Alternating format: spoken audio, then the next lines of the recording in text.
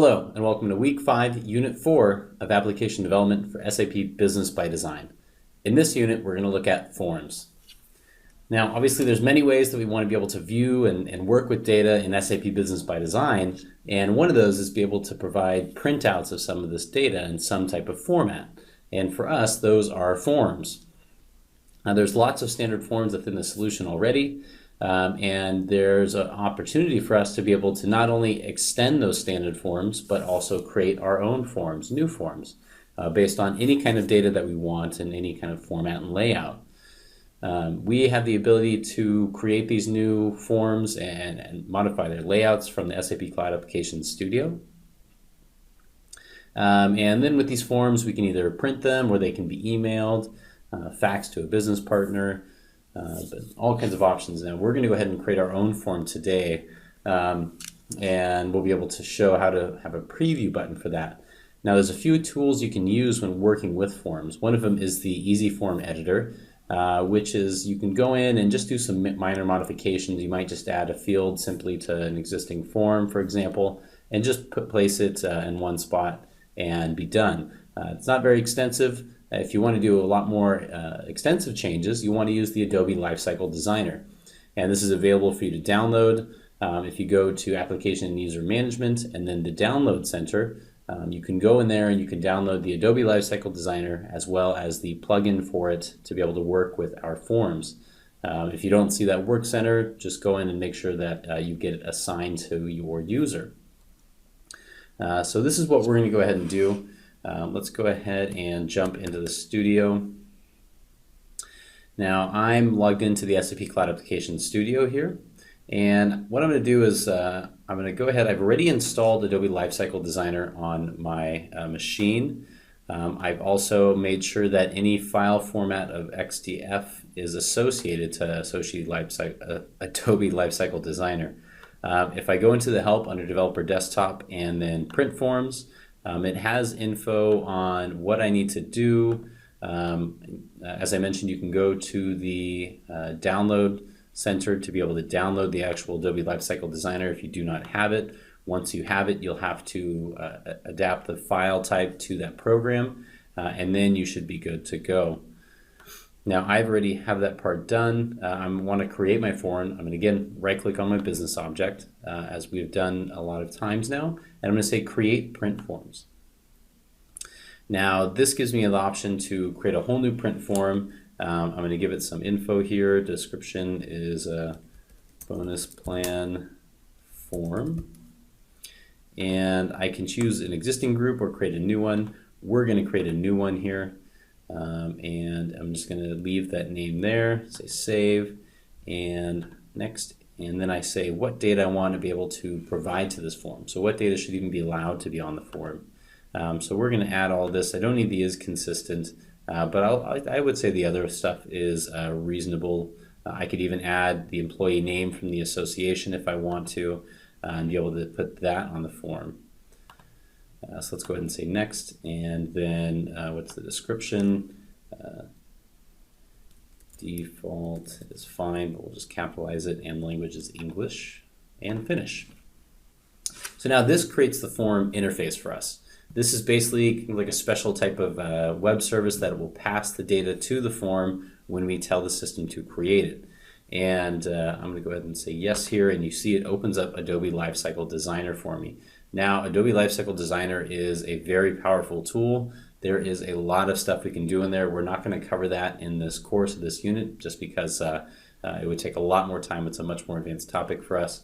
But we're just going to show some very simple adding here and get the form actually previewing for us. So I have the designer view open. I'm going to go to this data view tab on the left, and I can just start dragging in my elements. So for example, here's my bonus plan ID, the description. Maybe I want to show the rate that this employee has on their bonus plan. I might want to show the target amount as well.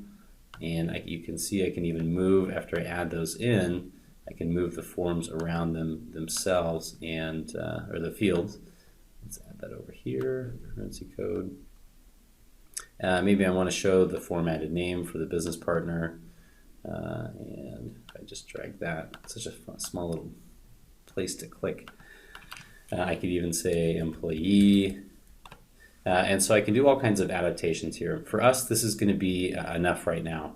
I'm going to go ahead and save this. Got to make sure I save it, and then I'm going to exit out. And once I'm done, I'm going to go ahead and check this in and activate it. So this is just defining what the form layout is. We still have to go ahead and add a preview button on our screen to be able to preview it. I'm going to go ahead and open the UI Designer, and before we go add the preview button, I'll trigger one more thing. We haven't talked about business configuration yet. That's going to be in the beginning of next week, but we very briefly had to create our called our BOK element, and that's just a basic business configuration definition. And we need that for some of these items, this item included. We'll have to, let me go ahead and open my QAF in the meantime. Oh, I already have it open, great. I'm going to go ahead and deploy my business configuration and just tell it to say deploy all content. And this is needed so the system actually knows about our form and knows what the content is and how to trigger it as far as within the framework. So while that's deploying, let's go ahead and add our preview button. So I'm going to do a few different things here. I'm going to first go to my data model, and I'm going to say I'm going to add a new element or a data field to the root, and we're going to call this the initial value is true, the type is Boolean, and the name is bool_true. We're going to need this later on. Now I need an output. So I'm going to go ahead and say add output, and we'll rename this to preview output, and it's going to need two different parameters. One is going to be bound to my field bool true, and the other is going to need my form group ID. So if I go back and open my form, it generated this group code for us. I'm going to go ahead and copy that, and I'm going to say here the name of this is group code, and paste that in. And then my parameter, if I go back here, sorry, I forgot the name of the parameter that we need. We need to let's create a preview button. We will need to add this force front end preview. There we go. Force front end preview. I always forget that name. So basically what we're doing is we provide an output that we will pass to the framework to a special component, a special model dialog, a pop-up that says we want you to force the preview of this, so it's automatically going to open up the screen, the form for us, and then here's the group code, here's the actual form that you should be looking for. So we have that. Let's go ahead and right click on the model dialog and say add new model dialog. And we're going to reuse an application one. So let's go into the application UI to the reuse folder. And there is the document flow. Not the document flow. We want the, where did we put it? Where did we put it?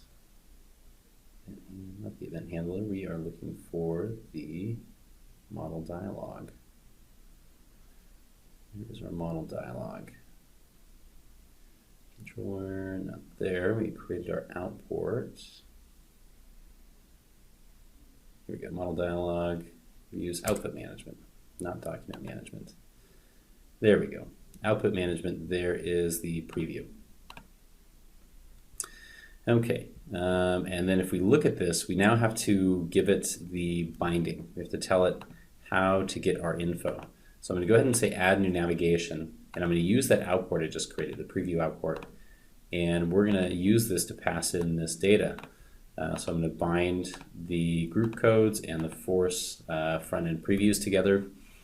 And so now when we call this output, it's going to call this reuse preview model dialog, which is a pop-up, to be able to say, here's the form, and trigger the automatic preview of that form. Now the final part here is we'll go ahead and add an event handler. We'll call this preview event handler. And preview. This will call our output. So fire output, our preview output. So we have the event handler, which can call the output, which takes care of actually telling the framework to load the form. And the last part is just adding a button. That way we can be able to call this event handler itself. There's a standard preview button. I'll just reuse that. It has the right name and text for me. It'll have the right look, and I'm going to say preview handler. Great. Now that's all that's left is to test this out. So once that's done activating, I can go back to the studio here. Let's go back here, and let's go ahead and preview from our owl.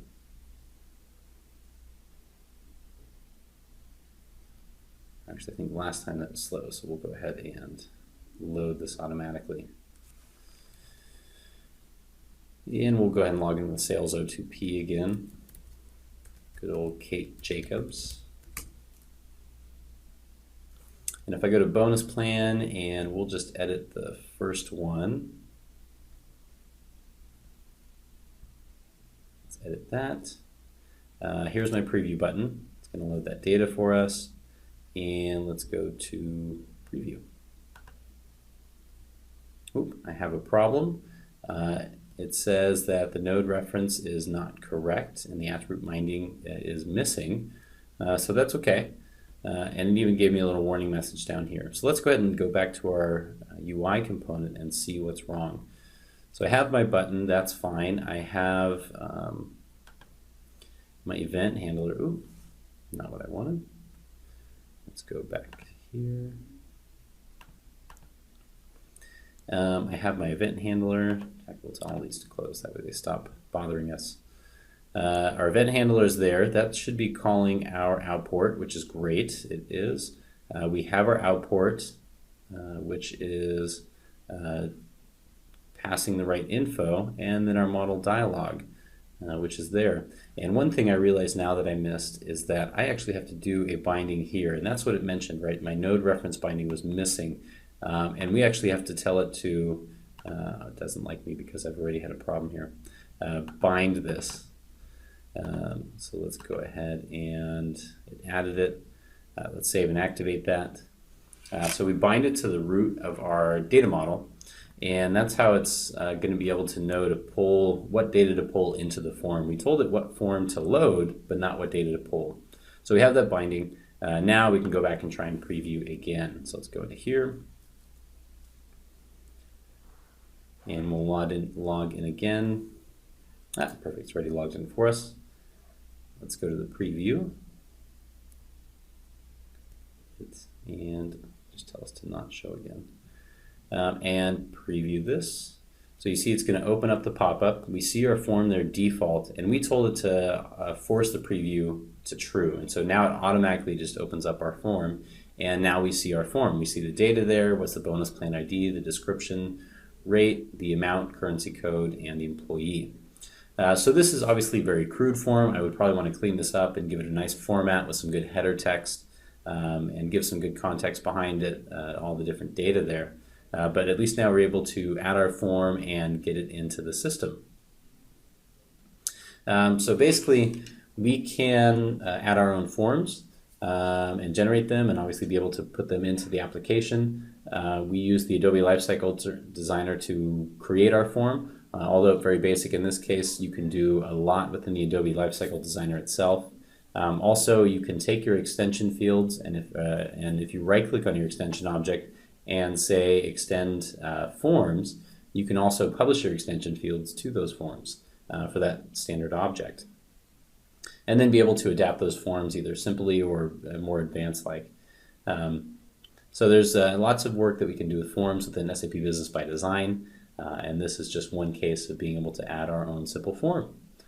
So that's it for this unit. In the next unit, we will look at mass data run objects. Thank you very much.